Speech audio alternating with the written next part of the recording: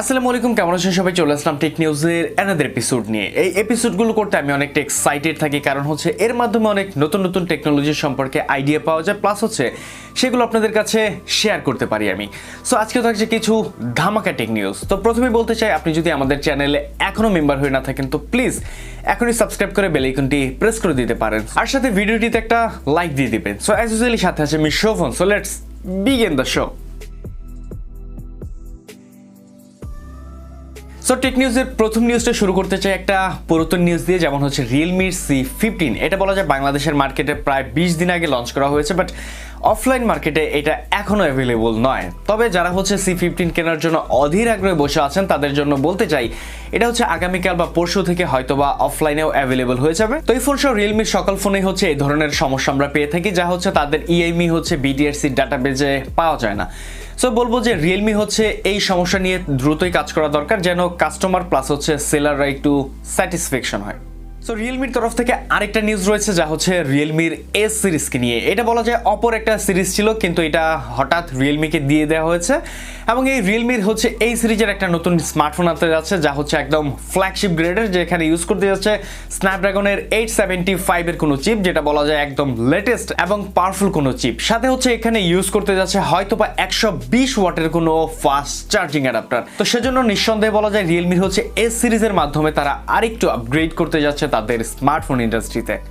OnePlus Nord এর কথাটা হয়তোবা অনেকেরই মনে আছে, কারণ হচ্ছে OnePlus Nord খুবই ব্যাপক সাড়া ফেলেছিল, প্লাস হচ্ছে রেকর্ড পরিমাণ সেল হয়েছিল এই সিরিজটি। তো এটার একটা আপগ্রেড ভেরিয়েন্ট আনতে যাচ্ছে OnePlus, যা হচ্ছে OnePlus Nord AC নামে। এটা এসি হলেও এটা কোনো লাইটার ভেরিয়েন্ট না, বলা যায় Nord থেকেও আরেকটু আপগ্রেড এটা। যেমন হতে এখানে ইউজ করতে পারে হয়তোবা স্ন্যাপড্রাগনের 765 এর কোনো চিপ, যেটা বলা যায় আগে ইউজ করা হয়েছিল, এবং এটাতে ইনক্লুড করা হয়েছে 65 ওয়াটের একটি ফাস্ট চার্জিং অ্যাডাপ্টার। সাথে হচ্ছে ক্যামেরা সেগমেন্টে হয়তোবা পেতে যাচ্ছি 48 মেগাপিক্সেলের সেই আগের ক্যামেরাটাই, তবে বলা যায় হচ্ছে এই ডিজাইনটাতে কিছুটা চেঞ্জ আসতে পারে। যেমন হচ্ছে OnePlus Nord এর যে আরও সিরিজ রয়েছিল, তার মধ্যে বলা যায় এই সিরিজটাতে আরেকটু ব্যাপক সাড়া ফেলবে আশা করি। সেবার একটু ঘুরে আসা যাক হচ্ছে শাওমির দিকে। শাওমির হচ্ছে Mi 11 এবং 11 Pro। এইটাই তো আমি আগেও বলেছিলাম যে ফার্স্ট কোনো স্মার্টফোন যেটাতে আসতে যাচ্ছে স্ন্যাপড্রাগনের 875 এর কোনো চিপের সাথে। তো বলা যায় এইটা হচ্ছে আমরা ধারণা করেছিলাম ডিসেম্বরের শেষের দিকে হয়তো বা লঞ্চ করা হবে, বাট এইটা হয়তো বা ডিসেম্বরের আসছে না, এটা আসবে জানুয়ারির প্রথম সপ্তাহে অথবা দ্বিতীয় সপ্তাহের মধ্যেই চলে আসবে। সাথে হচ্ছে শাওমি দাবি করছে এটা যেহেতু তাদের আলটিমেট ফ্ল্যাগশিপ সিরিজ, যার জন্য অনেকটা আপগ্রেড করতে যাচ্ছে স্মার্টফোনটিকে।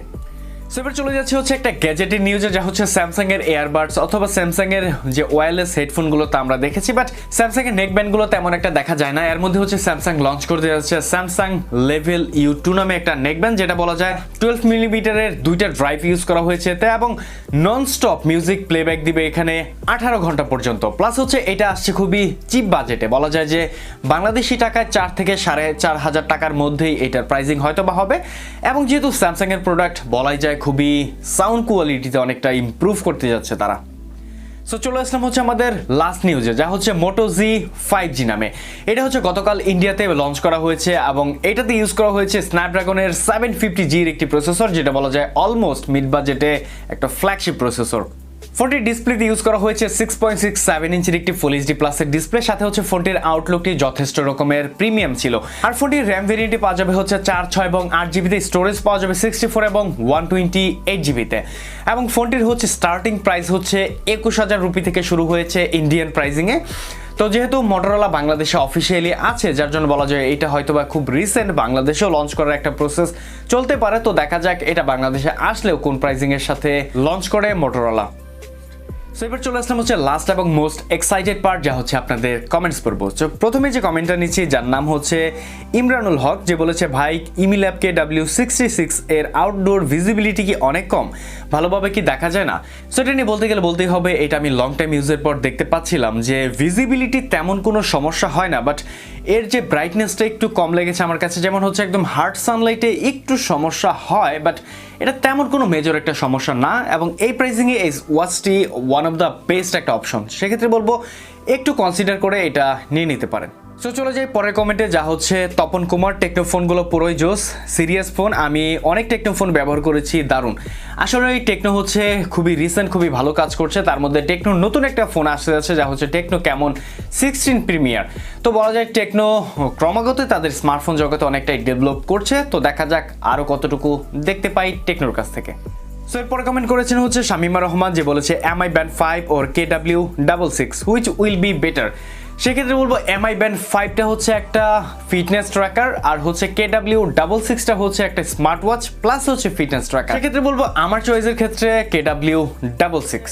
তো চলে যাই আমাদের লাস্ট কমেন্টে, যা হচ্ছে সিয়াম আহমেদ, বলেছেন ভাই রিয়েলমি C15 আর 5i কোনটা ভালো হবে। আসলে আমার এক্সপিরিয়েন্সের কথা বলতে গেলে C15টাই নেওয়া বেটার হবে, কারণ হচ্ছে 5iটা এই মুহূর্তে পাওয়া যাচ্ছে না, পাওয়া গেলে হচ্ছে 14 থেকে 15,000 টাকা প্রাইস রেঞ্জ চলে যাচ্ছে। তার মধ্যে 5i স্টিল কিছু প্রবলেম আমি দেখেছি, যার জন্য বলবো C15টা ওভারঅল দিক থেকে বিবেচনা করলে বেস্ট একটা অপশন।